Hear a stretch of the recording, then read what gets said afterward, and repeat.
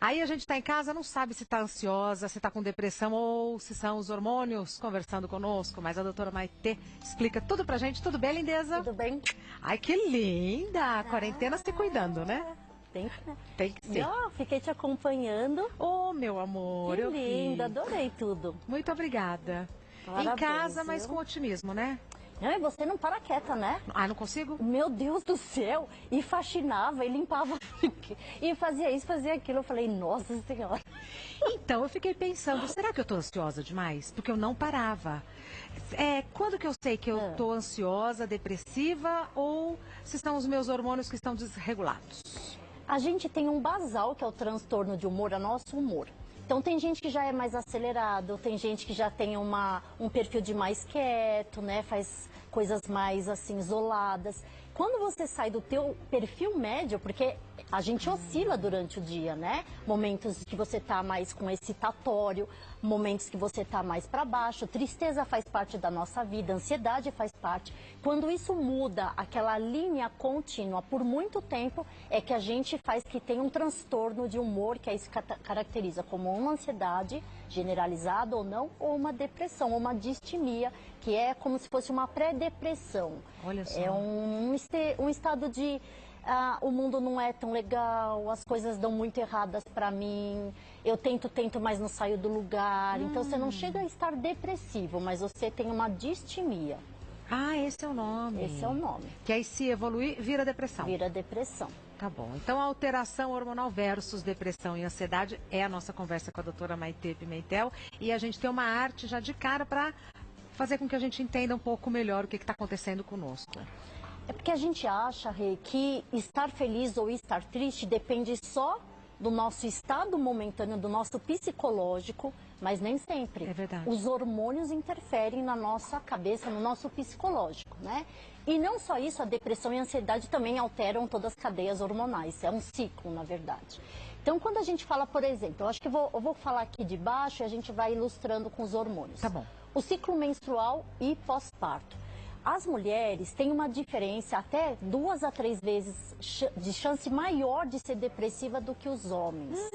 Por quê? Porque a gente tem os hormônios sexuais. Então é muito comum depressão pós-parto, a TPM, que alteram os hormônios, a gente fica mais ansioso, mais depressivo. Quando a gente tem na menopausa, que acabam essas cargas hormonais, também tem um distúrbio cerebral. Então, tudo que é testosterona, progesterona e estrógeno pode alterar nosso psicológico. O diabetes é um estado em que a gente tem glicose em excesso e insulina em excesso. E a resistência insulínica no cérebro pode causar, sim, estados de distimia, de depressão. Inclusive, todas as doenças crônicas, elas podem estar vinculadas a uma depressão. Que coisa, eu acho isso assim, perdão interromper, mas assim, é o físico interferindo no emocional. Sim. Direto. Direto, não só porque a pessoa não pode fazer tudo o que gostaria, tem as limitações. Na verdade, esses hormônios cerebrais, eles agem no GON-out. O que é isso? A gente tem neurotransmissores excitatórios e inibitórios, que fazem com que o nosso cérebro faça ou desative. Tá. E é justamente isso, esse nome aqui, glutamato, que são neurotransmissores excitatórios, e GABA, que são os inibitórios. Então, eles mandam o cérebro abrir os receptores e a conexão, aumentar a memória, disciplina, concentração, execução de tarefas, tudo isso interfere.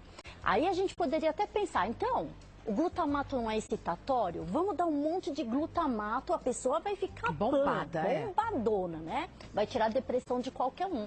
Olha como o nosso cérebro é inteligente, é uma orquestra.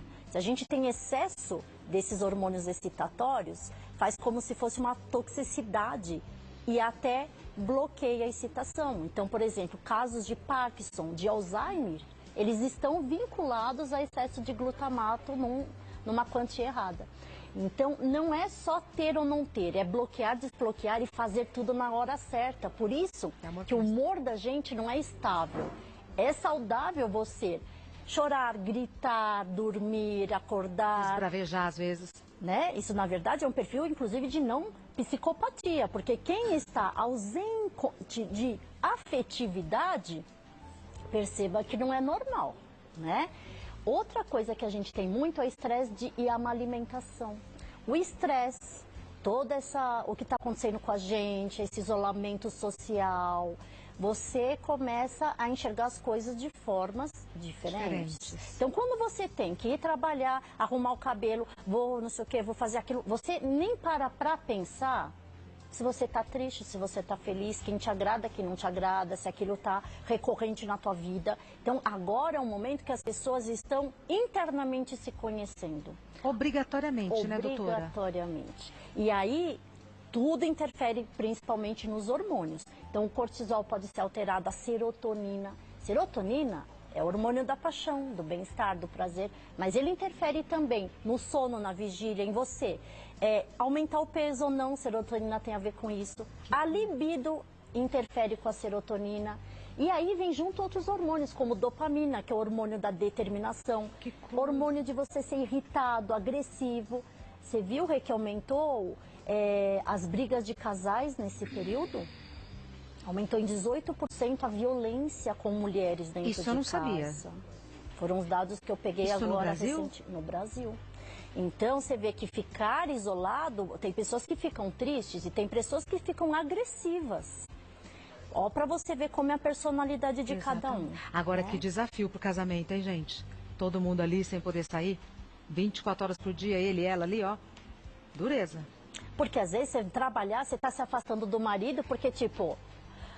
Também desanuvia a cabeça, né? Brigou ali, se desentendeu no café da manhã, vai trabalhar e tal. Quando você volta, você já esqueceu, ele já esqueceu. Agora ali não tem como sair. Não. E ainda tem as crianças que estão em casa. O trabalho que foi para dentro de casa. Tem que conciliar, fazer a tarefa, né, domiciliar, não tem a empregada para ajudar, o marido tá, a criança tá. Então, realmente, muitas mulheres exaustão. Estão com exaustão mental. Isso está acontecendo. Bom, temos perguntas do pessoal de casa, a gente já vai responder. Vontade de abraçar, doutora Maitê? Tendo umas perguntas sobre hormônios e tal, eu falei, presta atenção que o pessoal de casa também quer saber. E a gente vai começar respondendo a pergunta de todo mundo. Vamos lá. Maiara, estou em casa faz 3 semanas, conciliando o trabalho da empresa com as atividades de casa. Estou exausta. Te compreendemos, Maiara. Minha menstruação, que sempre foi regulada, está atrasada há 10 dias. A ansiedade e a agonia do momento podem ser responsáveis por desregular os meus hormônios e o que devo fazer agora? Legal essa pergunta, né? Porque devem ter várias mulheres nessa situação. Então, Maiara, lógico, eu preciso conhecer você, preciso saber tua idade, seu ciclo menstrual, enfim. Mas, de maneira geral, vamos falar de uma forma genérica. Quando atrasou a menstruação de qualquer mulher no período fértil, primeira hipótese, estou grávida. Tá? Ah, mas eu uso anticoncepcional, ah, mas eu uso preservativo. A eficácia é de 95 a 99,9. Então, não é 100%.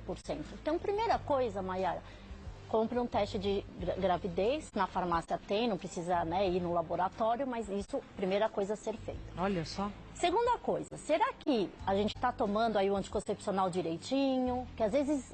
Um dia que você não toma direito, dependendo da carga hormonal dessa pílula, 12 horas você já teve uma falha do ciclo. Terceira coisa, muitas pessoas estão em casa, e aí? Pode aumentar o peso ou diminuir o peso? Tudo que a gente altera no peso interfere no ciclo menstrual. Mentira! Porque as células de gordura, elas produzem os hormônios sexuais. Tanto é que alterou o peso ou alterou o ciclo? Alterou, e se for período rápido, pior. Por exemplo, anoréxicas, elas não menstruam, né? E quando a gente tem obesidade ou síndrome do ovário policístico, é um dos fatores de infertilidade porque bloqueia a ovulação dessas mulheres. Tá. Outra questão, você está tomando algum remédio? Porque às vezes tem remédios que interferem na nossa menstruação, né? Acabou tomando algum antidepressivo, por exemplo, pode interferir, algum remédio para dor. Tem outros remédios bem característicos, antipsicóticos, que alteram, que acho que não é o seu caso. Outro fator é viral. Você fala, nossa, será que o coronavírus pode alterar? Sim. Alterações virais, bacterianas, infecções do nosso corpo alteram nossa menstruação. Então, não estou falando que você, lógico, está com corona. Eu estou falando que qualquer alteração viral interfere no ciclo menstrual E acho que é a questão dela aí. Será que esse nervoso estresse do meu dia a dia, ele está alterando o meu ciclo menstrual? Sim. Você sabe que quando a mulher acha que está grávida, fica mais nervosa, aí que não menstrua, né? Então, ou mulheres que querem engravidar ficam tão ansiosas que aí não vem o neném. Alteração total, porque o centro, né, o hipocampo é aqui no cérebro que mexe com a hipófise, que mexe a informação para o ovário. E essa conexão que existe no sistema nervoso central interfere dessas causas externas, ambientais. Então, o nervoso estresse sim pode estar alterando a menstruação de todas as mulheres que estão em casa. São muitos os fatores, né, doutora? Muitos os fatores. Próxima pergunta, da Elisângela. Meu pai é diabético e está com depressão. Há alguns meses, ele passou a ter quadro de hipoglicemia. Há relação entre a queda da glicose e o estado depressivo? Muito bem. Então, Elisângela, assim, a hipoglicemia, quando falta açúcar, a pessoa fica cansada, preguiçosa, desmaia. Isso não é uma depressão. Isso é um sintoma muito rápido que você, dando a glicose, sobe rapidamente, tá? Agora, o contrário é verdadeiro. A hiperglicemia, estados de glicose alta no cérebro por muito tempo, porque diabetes é uma doença crônica progressiva, podem se interferir em depressão. Aliás, hoje em dia, é um dos campos que eu mais tenho estudado. É vincular doenças crônicas como obesidade, diabetes com depressão ou distimia. Porque muitas pessoas não correlacionam isso, né? E, por exemplo, se um diabético está com depressão, ele não se cuida direito. Não se cuidar direito, piora o quadro, e o piora do quadro aumenta a depressão. É uma bola de neve, é um ciclo vicioso que muitas pessoas não se atentam. Então, até vou falar que são os 9 fatores que você em casa tem que perceber, não só você, mas seus familiares. Então, a diferença de depressão e distimia é o seguinte: eu acho que quase todo diabético tem distimia. Distimia em 2 anos a pessoa ter 4 desses sintomas que eu vou falar. Tá. E depressão, em 2 semanas, a pessoa ter mais de 5 desses sintomas. É uma coisa mais agressiva e mais drástica, né? Então, quais são os sintomas? Você ou o seu conhecido, seu parente, ele está com ideias deprimidas, com tristeza. Você tem anedonia, o que é isso? Falta de prazer. Ah, eu gostava de sair com meus amigos, pra mim tanto faz. Eu gostava de relação sexual, não tenho mais prazer em nada. Gostava de cozinhar, perdeu a graça. Nada tem graça. Tá. Peso, alterou o peso para mais ou para menos. Dormir, não está conseguindo dormir direito, muita insônia, acorda toda hora. Ou acorda e não quer sair da cama, fica sonolento o dia inteiro. Agitação. Se você fica toda hora agitada, tremendo, irritabilidade ou uma fraqueza crônica, que a fadiga também é um outro sinal. Olha, é fácil de identificar, né? Falta de memória, de concentração. Você até quer fazer as coisas, mas parece que nada vem na cabeça e tudo te irrita e você sai do foco toda hora. Isso está acontecendo? Você está com ideias de inutilidade? Ah, para mim, isso daí não serve, ou ideias que tudo vai dar errado a toda hora. Para mim sempre acontece o pior, para mim sempre é uma desgraça. Olha. E o pior de tudo são as ideias suicidas. Então, se você tiver 4 desses pensamentos que eu falei, ou o que está acontecendo, você pode já entrar num quadro de distimia. Mas isso tem que ser por mais de 2 anos. Por isso que essas doenças crônicas, elas são muito relacionadas a isso. E um fator de estudo que a gente tem feito é, se a gente conseguir melhorar isso, a pessoa vai ter mais ânimo de tomar o remédio, mais ânimo de fazer a dieta. Olha, de se cuidar para a vida. De fazer o exercício. Então é fácil falar, nenhum diabético, tem médico que fala, eu nem falo mais da dieta e do exercício, porque eles não fazem mesmo, eles só querem tomar o remédio. Não é. Porque no cérebro a resistência insulínica diminui a dopamina, altera a serotonina e a pessoa não tem essa força de vontade. Então, Elisângela, é uma coisa que se teu pai está depressivo, precisa se cuidar, que até o próprio diabetes vai melhorar. E se cuidando, a mudança do comportamento acontece? Acontece. Tá, o que é muito positivo, né? Sim. Mais uma pergunta. Ellen, após o parto, quanto tempo demora para os hormônios da mulher ficarem estabilizados? Eu tive minha filha há 10 meses e faz 15 dias que oscilo entre ansiedade extrema e momentos de tristeza. Então, o que é o pós-parto? É o puerpério, né? Então isso dura de 45 dias a 60 dias, dependendo se a mulher amamentar vai durar um pouco mais. Quando a gente tem um neném, abaixa a estrógeno e progesterona, pum, cai tudo. E por isso que tem a tendência da depressão pós-parto, né?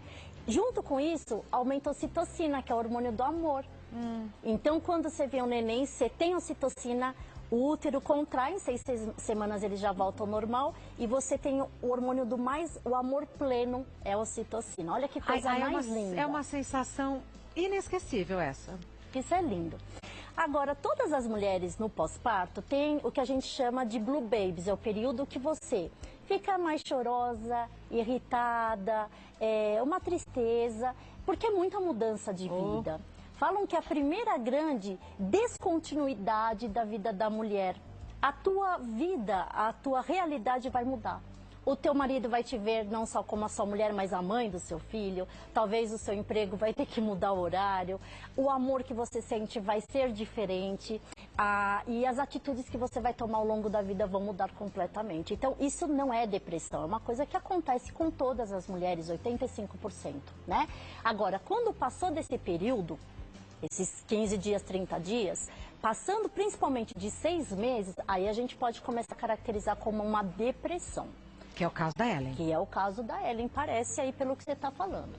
Quem já tem história de depressão, não prévia, aí é pior ainda. Então, se cuide, Ellen, existe tratamento, existem medicações. Para quê? Para você regularizar todos os hormônios cerebrais, né? Então vale uma investigação. Vale uma ótima investigação. Conversar com o médico, né, trocar uma ideia. Muitos médicos estão fazendo consultas por Skype, eu mesma fiz. Eu tinha o maior preconceito, a maior resistência, mas neste período funciona super bem. Tive uma consulta de 1 hora que foi ótimo. Isso, agora o Conselho Federal de Medicina liberou, né, a telemedicina nesse momento de pandemia. E existem situações que ajudam muito, né? Eu com os meus pacientes diabéticos, são muitas dúvidas, muitos problemas, isso tem ajudado muito. E, lógico, tem situações que não tem como, né? Existem áreas na medicina que a gente precisa encostar, precisa examinar o paciente, né? Mas nesse período, converse até com o teu ginecologista, talvez. Mulher tem muito acesso ao ginecologista para conversar, né? Bom, doutora Maitê Pimentel, maravilhosa, eu sempre digo, tenho a honra, o prazer, a satisfação em recebê-la aqui. O site da doutora Maitê, que é médica endocrinologista, é endoc.com.br, e no Instagram, a doutora Maitê está como Maitê_endócrino, Maitê com TH, M-A-I-T-H-E, _endócrino. Muito obrigada por ter vindo, Muito obrigada, Nos é um vemos prazer. em breve. Todo meu te receber, linda.